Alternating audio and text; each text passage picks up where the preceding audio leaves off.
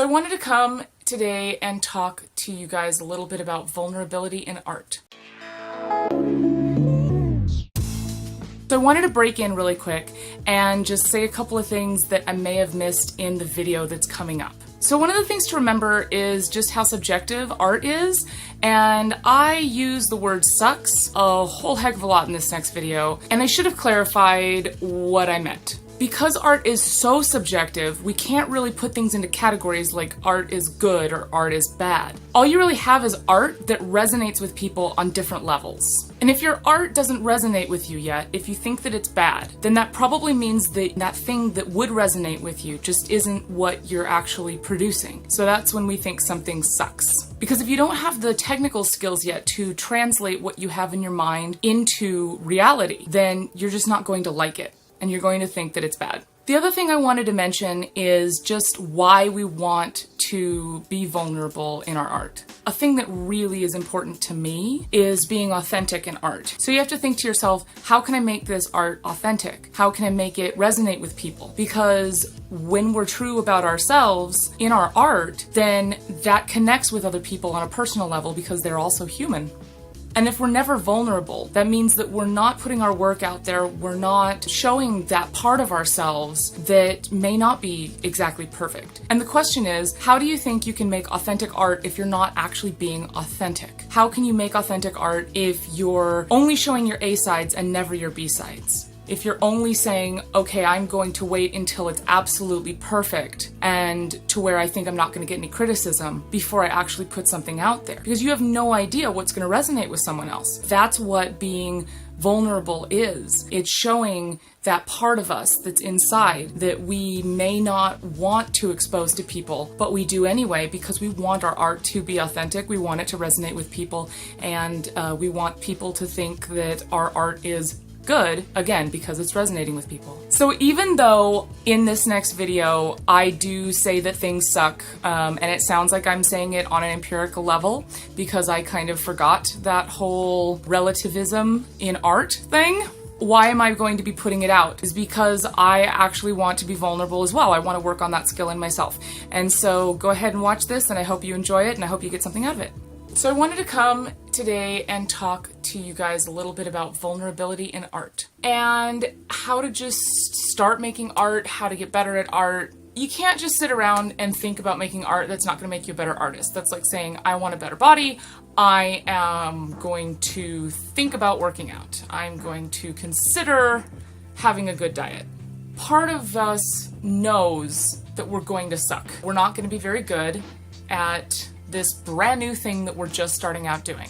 Even if we've been doing it for a while, that fear can kind of creep back up on us and we can think, I have a fear of failing. You have to make art that sucks and you have to be okay with that and you have to put it out there anyway. And that all has to do with vulnerability and being okay with putting your stuff out there. Here's the thing about waiting until your art is good.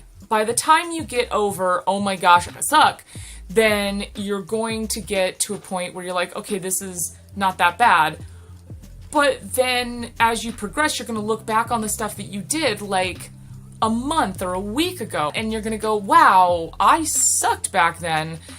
How much better can I make this? And especially like if you're working on like a book or an album or anything long form, you're gonna get to a point where you go back and look at the stuff that you wrote or, recorded or whatever in the beginning, and you're gonna think, wow, this sucks. And so you have to be okay with that. You have to be okay with putting it out there, and you're going to get critics. And I'm not saying that to discourage anybody. That is just the way it is. There are a lot of naysayers. It is a very toxic environment, but you have to think out of 100% of people, you can basically split them into thirds. And this is with anything. About a third of people are going to say, I like this person. A third of people are not going to like this person or like you or what you have to say or what you're doing. And then the last third, they're just not going to care. So if you put your stuff out there and you get a third to a half naysayers than you do people who actually like your work or like you, then you're right around where you should be. You may get more than that saying, oh, your stuff sucks, but you know what? Here's the thing. You can agree with them that your stuff does suck. and that you're improving, and that's why you're doing it. But part of the thing is that people who leave negative comments and people who try to tear your work down, they generally are doing it for a couple reasons, one of which is they can't do what you're doing. You don't see a lot of really good artists going around to brand new artists and saying, wow, you suck, I could do this so much better. Like, you don't see that. You see people who think that they are art critics, think that they're music critics, think that they could write something so much better, but they don't. And that's part of their issue. You have people that are just trying to tear you down so that they can lift themselves up. And they're doing it because they don't have what it takes. They don't have what you have, which is a tenacity to go after these things. Set a goal, go after it, no matter what, even if it does mean having people try to tear you down. The other thing is that art is very subjective, and you could have one person saying, wow, your art is so wonderful, and another person saying, oh, your art is, it's terrible, you know, or you might have somebody that doesn't even say anything and that you have inspired to go make their own art or to become a better person. Okay, so you have to be like a kid. You have to be like a child. Okay, and what I mean by that is you may be crawling right now. You may not be able to walk, you may not be able to run. Heck, you may not even be able to crawl yet. You could be just in your cradle thinking about how it would be nice to get around, but you're too afraid to do it. So once you start crawling, you're gonna be bad, right? You can't just pick up and just start running because your muscles are not developed in that way. You're not used to balancing. Everything is new for you. So what happens when a kid starts walking? They fall down. Right? And they do this over and over and over and over again. And what if that kid acted like a friggin' grown-up adult? They'd fall down. They would hurt themselves. They would cry, just like the kid. And they would maybe do it one or two more times. And if they didn't get it, they would stop. They'd think, this is not for me. This is not the way that I operate. This is for people that are more talented. Other people must be more naturally inclined to walk than I am. No. So a kid will fall down, and within almost no span of time at all, they've picked themselves back up and they all have tried walking again. And the thing is, kids don't think about if they're gonna fall. They just do it.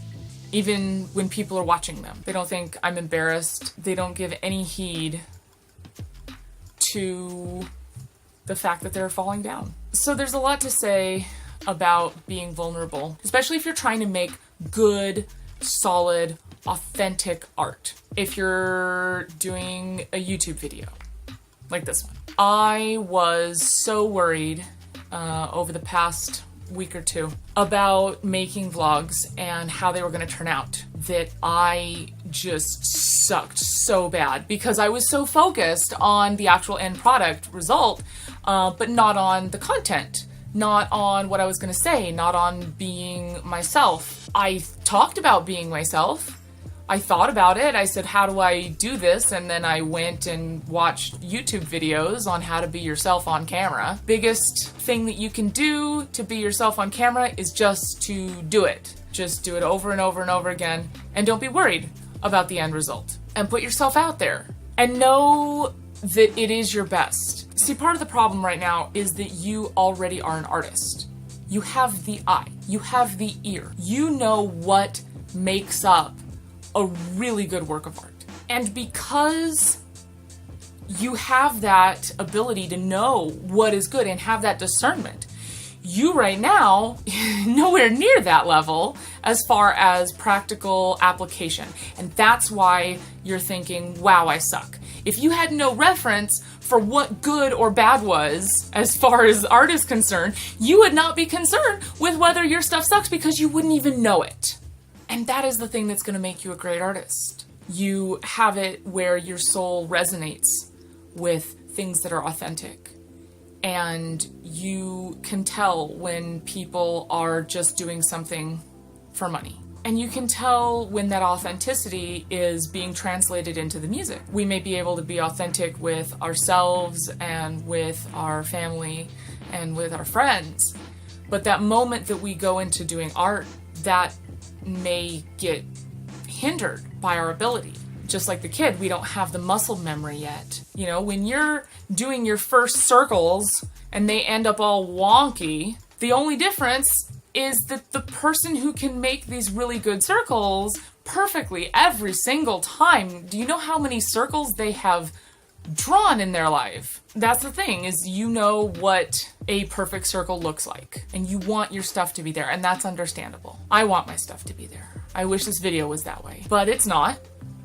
And that's one reason why I want to start putting things online. I want to be vulnerable. I want to be that tender-hearted person that I am inside, and I want to show that to other people. I don't want to hold that inside of myself and say, well, you know, I'm not going to share myself with people for this reason or that reason, or because it's always just going to be there.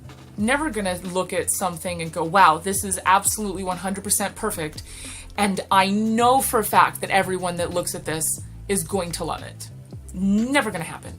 Even if you have a perfect design or art or whatever, even if you have it perfectly done, that you think it's perfect, people are going to criticize it. And I'm fully expecting criticisms on this.